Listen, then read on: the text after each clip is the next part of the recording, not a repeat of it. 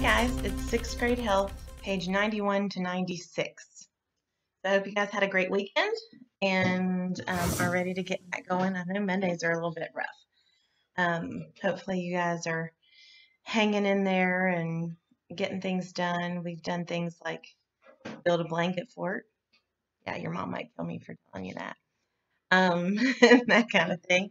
Puzzles, and we made homemade pizzas last night. We all made our own, and normally I don't think I would do that because it's a lot of work and a lot of cleanup. And then we had fruit pizza, so it was pizza night.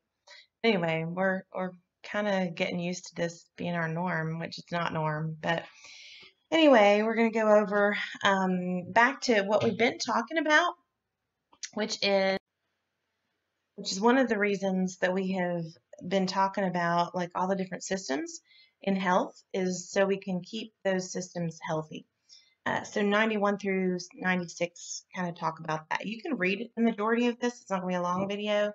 It talks about making sure that you have healthy food. And part of this at the end, you'll read about how it's your responsibility. Now, obviously, mom and dad can do the best that they can to try to make sure you get 5 fruits and vegetables in a day, and your dairy and your grains and your protein and all that.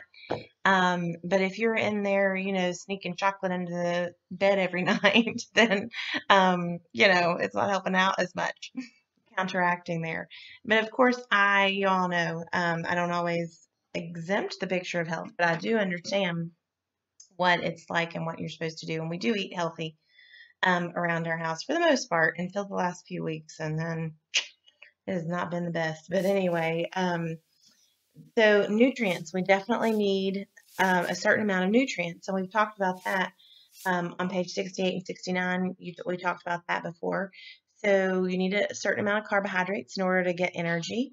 You need a certain amount of protein in order to get in order for your body to develop the cells it needs to build cells, to protect and repair, and to have strength.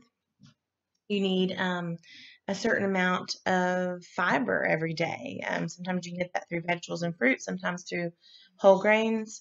And so anyways, you need to get a certain amount of nutrients every day. Now, obviously, there are certain days that we can let things slide, but for the majority of the time, we should be doing healthy eating. And that means not fussing and complaining when mom gives you vegetables, and trying to eat your fruit, and not drinking pop at all. Well, okay, no.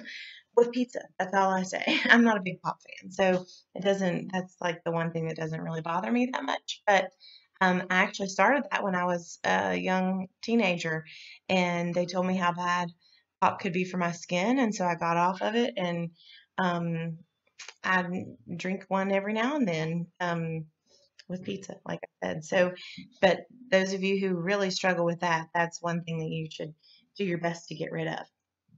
But if you don't have enough vitamins and nutrients, sometimes you can end up with certain types of diseases. In third world countries in particular, they will have these types of diseases quite often.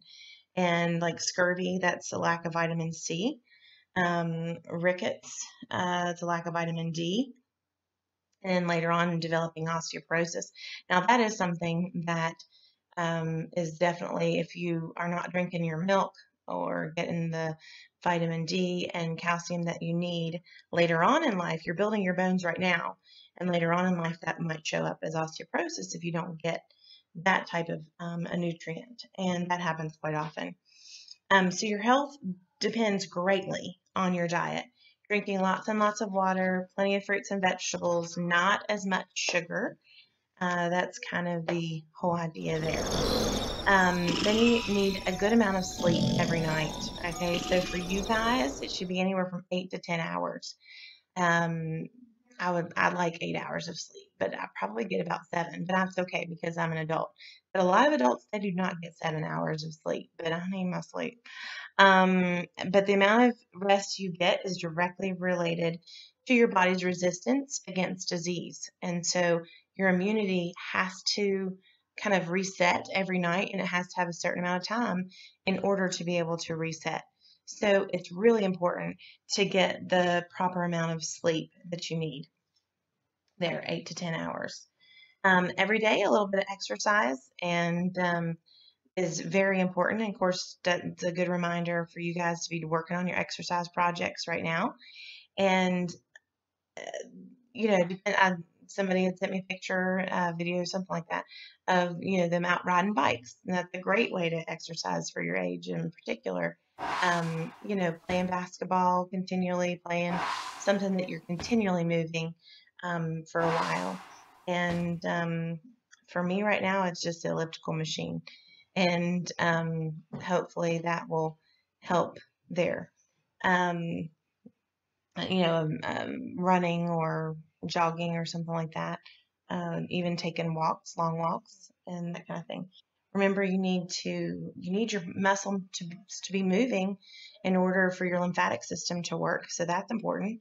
You need your body in order to build bones. You need to be able to exercise as well. Your bones will be stronger the more that you put on them, and your circulatory system obviously will benefit, your blood system there, remember, cardiovascular, all of that will help. All right, everyday exercise, it's really important.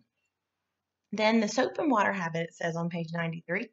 Wash your hands, wash your hands, wash your hands, wash your hands with soap and water 20 seconds. Okay, I know I did not wash my hands for 20 seconds until this coronavirus stuff came up. I probably watched it for 10. I was just like, done. But no, 20 seconds seems like a long time. I was counting and I'm like, okay, my word, this is long. So wash your hands longer than you think. And then if you get them dry, that will help them to get them really good and dry, not leave them wet. It'll help to prevent the dry skin. Right now, you're washing your hands probably so much that you need a little lotion to help if you're like me. And then your skin. Let's talk a little bit about that. Page 93. Acne is definitely something that a lot of you all, if you haven't started to experience it now, you will begin to experience it in the next couple of years. And that's because your hormones kind of cause your sebaceous glands to overwork. And your sebaceous glands are your oil glands that are all in your skin. And you need those because you want your skin to not be dry and flaky and like my hands have been lately.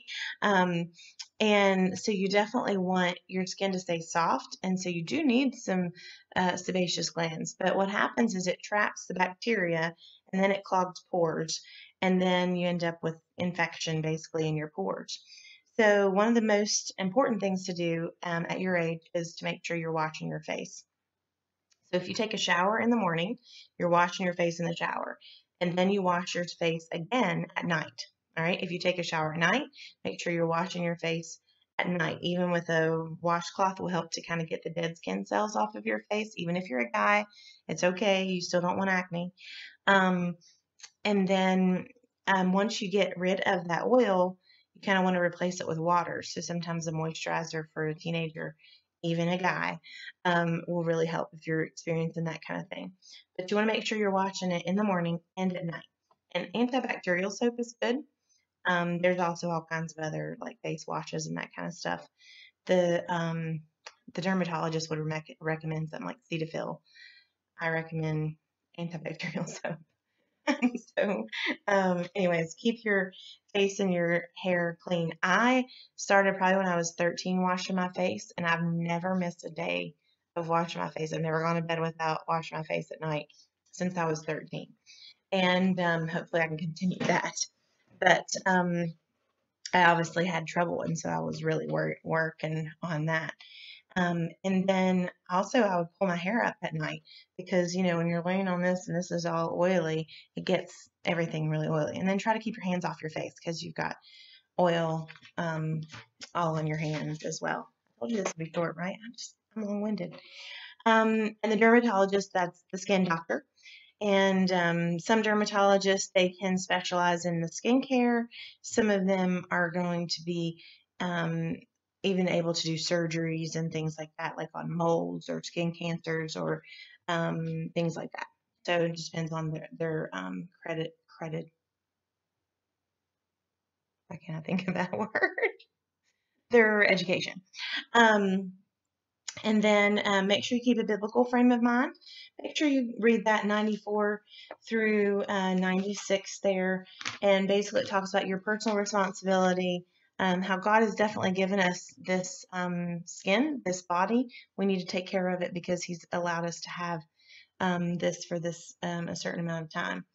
And that finishes up chapter 5. And I believe that I'll be good to go until, let's see here, I'm looking, oh, it's over here. My paper's everywhere. That'll get you through Wednesday. All right, have a good day.